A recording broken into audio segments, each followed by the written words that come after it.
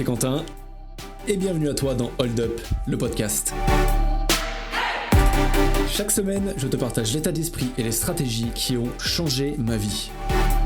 Alors ouvre bien tes oreilles, prends des notes et surtout, profite à fond des prochaines minutes.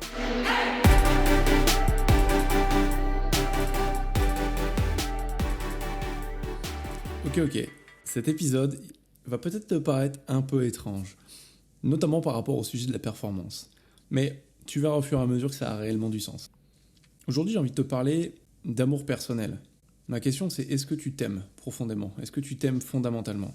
J'ai découvert au fil des années, en fait, et surtout les derniers temps, l'importance de s'accepter pour qui l'on est, avec ses bons côtés, ses mauvais côtés, et surtout de s'aimer. Alors tu vas me dire, qu'est-ce que ça a à voir avec la performance ? La performance, au final, pour moi, tu peux l'avoir de différentes manières. Tu peux l'avoir en travaillant à travers des techniques, en mettant en place des stratégies liées à ton mental. Tu peux l'améliorer encore plus en rentrant dans les détails, en te traquant. Je sais que je le fais régulièrement, tous les jours d'ailleurs. J'ai à peu près une vingtaine de points que je traque quotidiennement pour savoir si j'ai été à la hauteur aujourd'hui ou pas. Et c'est assez marrant parce que justement, ça nous permet de voir, en fonction de son état émotionnel et de la nuit qu'on a passée, par exemple, et de ce qu'on a mangé, de voir une tendance qui se dessine sur une semaine, sur 2 semaines, sur 3 semaines. Et la performance, on peut la tirer comme ça, en commençant à s'observer au quotidien. J'ai toujours pris cette habitude de m'observer déjà régulièrement, tous les jours. Je me souviens déjà quand j'étais dans le monde de la banque, avant un rendez-vous, après un rendez-vous, j'aimais bien observer l'état dans lequel je me sentais, pendant le rendez-vous même des fois, ou pendant des entretiens d'embauche, ou même juste des discussions, des petits talks avec des personnes, voir ce que j'étais en train de faire, essayer de percevoir d'une tierce personne, un peu comme si je sortais de mon corps, voir ce que j'étais en train de faire, si j'étais dans le move ou pas. Ça, c'est une manière d'avoir la performance. On peut se traquer en apprenant à s'observer. Et donc ça, on peut aussi l'implémenter sur papier. Apprendre à traquer des états émotionnels, ses habitudes, ce qu'on a envie de faire au quotidien pour améliorer sa performance. C'est une manière. La seconde manière, et pour moi c'est la plus simple, c'est l'étape que tout le monde zappe au final, c'est les basiques. Sommeil, nourriture, gestion émotionnelle. Quand tu dors mal, tes performances baissent mécaniquement. T'es plus fatigué, t'as moins de volonté, moins de motivation. Donc vu que t'es plus fatigué, t'as moins de volonté et moins de motivation, en termes de nutrition, les choix que tu vas faire dans ta journée vont forcément en pâtir.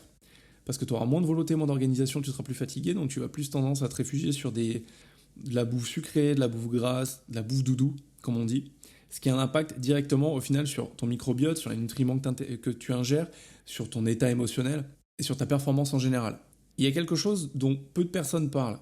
C'est effectivement, on a des centaines de milliards de neurones dans notre cerveau. Mais est-ce que tu savais qu'on en a aussi des centaines de millions dans le ventre, dans les intestins, dans nos tripes ? Et qu'au final, on va avoir un feedback constant entre les neurones qui sont disposés partout dans notre corps et notamment au sein de notre ventre et qui sont reliés à notre microbiote et notre cerveau. Donc ce que tu manges a un impact direct sur ta performance. Donc le sommeil, c'est hyper important. J'étais avec un client il n'y a pas longtemps qui m'expliquait qu'en ce moment il avait tellement de choses à faire qu'il dormait 4h30 par nuit. J'ai commencé à me poser la question, je me suis dit mais c'est pas un problème de sommeil là, c'est un problème de productivité, un problème d'organisation. Le manque de sommeil, c'est critique. Il y a énormément d'études qui montrent le fait que si on dort 5 fois par semaine moins de 7h30 sur plusieurs années, on augmente nos taux d'années morbides sur la fin de notre vie. Les années morbides, c'est les années où en fait on va arriver dans un mauvais état jusqu'à la mort. Aucune année de morbidité, ça veut dire par exemple je vais vivre jusqu'à 93 ans, à 93 ans je vais m'éteindre sans avoir vécu par exemple de 87 ans à 93 ans avec des problèmes de santé.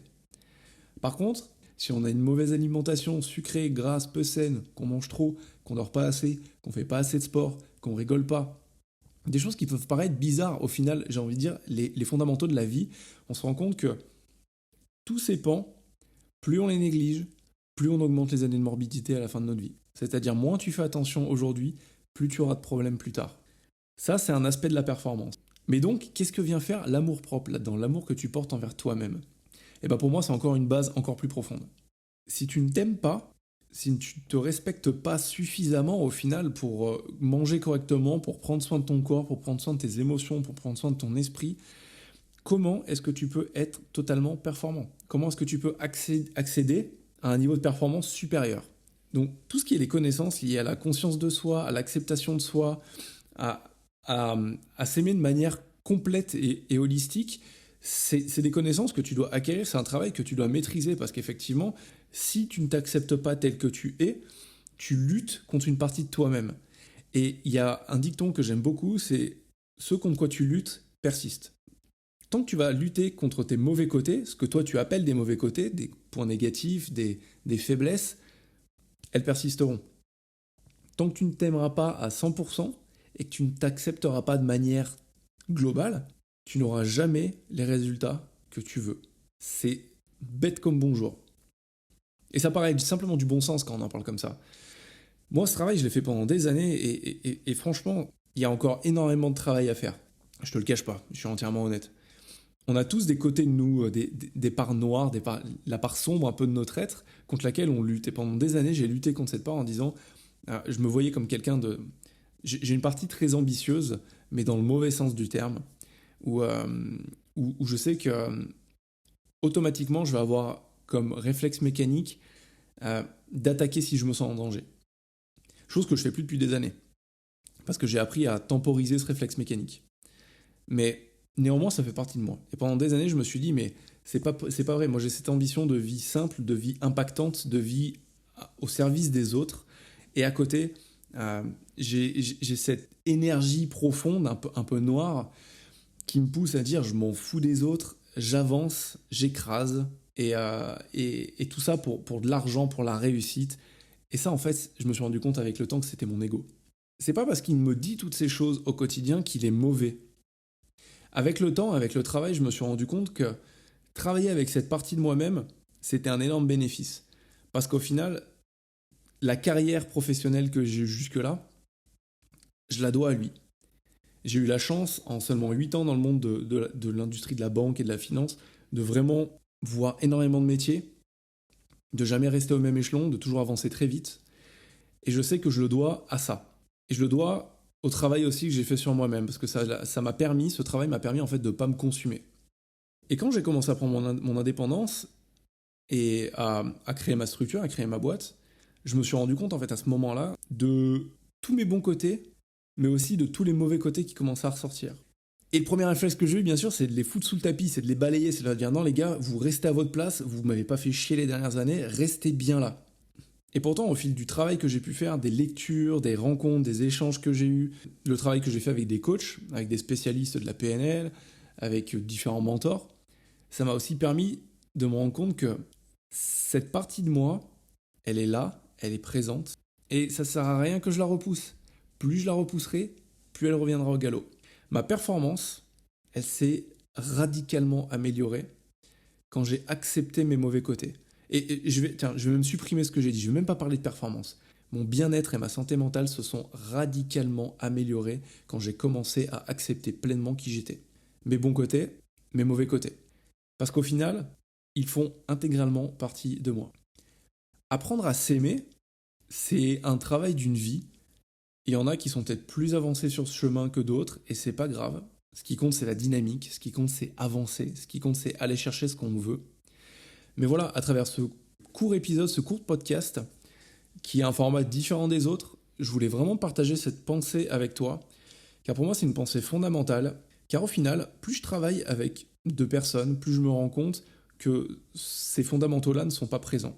En tout cas, ils ne sont pas travaillés. L'estime de soi, c'est une chose, mais l'acceptation de soi, c'en est une autre qui est totalement différente. Ces fondamentaux, ils sont extrêmement importants parce que c'est ce qui vont permettre en fait de vraiment gagner en clarté dans sa vie et en simplicité. On va pas se mentir. La simplicité, c'est ce qui mène à la clarté. La clarté, c'est ce qui mène à la direction. La direction, c'est l'objectif de ta vie au final. C'est ce qui donne la dynamique, c'est ce qui donne la dynamique sous-jacente. Et ça, en un claquement de doigts, quand tu l'as compris, ça peut aller très vite. Il y a Anthony Robbins et différents autres coachs qui disent que le changement se passe en un claquement de doigts, en un instant. Et ils ont entièrement raison. Le changement se passe en un quart de seconde, en un claquement de doigts. En fait, c'est quand le changement va se passer quand une nouvelle idée a été implémentée dans ton esprit. Et mécaniquement, ton prisme s'est ouvert, tu ne vois plus le monde de la même manière. Ça y est, tu as changé. Par contre, le travail qui démarre à ce changement peut durer des mois, des années et parfois toute une vie. Et je pense que dans le cadre de l'acceptation de soi, le timing, c'est toute une vie. Pour ça, je ne peux pas te recommander mieux que d'apprendre à travailler sur toi, à te connaître, à te poser des questions différentes, à écrire. Le journaling, écrire un journal quotidien en écriture libre, ça a un pouvoir énorme. Déjà, ça va te faire du bien parce que ça va poser sur papier tout le bordel que tu as dans la tête. Et ça, sincèrement, c'est vital, on devrait tous le faire. En tout cas, à des étapes clés, à des étapes charnières de nos vies. Et surtout, ce que tu vas retrouver à l'écrit, ça va te permettre justement d'accéder à ce raisonnement différent, de pouvoir te poser des questions différentes. Car quand on raisonne uniquement dans sa tête, on tourne en vase clos. Et projeter ce que tu as dans l'esprit directement sur papier, c'est un canal supplémentaire. C'est un mode de réflexion totalement différent que celui de l'esprit. En posant les choses sur papier et en travaillant sur toi à l'écrit, vraiment en prenant ce temps, tu vas sûrement remarquer des résultats fabuleux, inédits, auxquels tu t'attendais pas forcément. Je ne peux que t'encourager à faire ça. J'espère que cet épisode, un peu différent des autres, t'a plu. C'était un peu un épisode charnière avant l'été pour que tu te poses des bonnes questions et surtout, prends soin de toi, respecte-toi, estime-toi. Si sincèrement, profondément, tu veux améliorer ta performance professionnelle, ta performance personnelle, ta performance en général, il faut que tu travailles sur ce point. Il faut que tu apprennes à t'accepter tel que tu es. Et je vais finir sur ces mots. T'accepter tel que tu es, avec tes bons côtés et tes mauvais côtés, ça ne veut absolument pas dire que tu ne grandis pas. Ça ne veut absolument pas dire que tu n'es pas dévoué à ta croissance. Aujourd'hui, mes faiblesses, je les ai acceptées. Mes points faibles, mes mauvais côtés, je les ai acceptés. Néanmoins, ça ne fait pas de moi quelqu'un qui n'a pas envie de les améliorer. Et je te souhaite exactement la même chose. Je suis ton hôte, Quentin Villard, et chaque semaine, je te partage ici les meilleures techniques de coaching, de consulting et de préparation mentale qui te permettront de résoudre les vrais problèmes de ta vie. Tu as aimé cet épisode ? Note-le, partage-le et surtout, abonne-toi pour ne pas louper les prochains. En attendant, je te dis à la semaine prochaine. Ciao !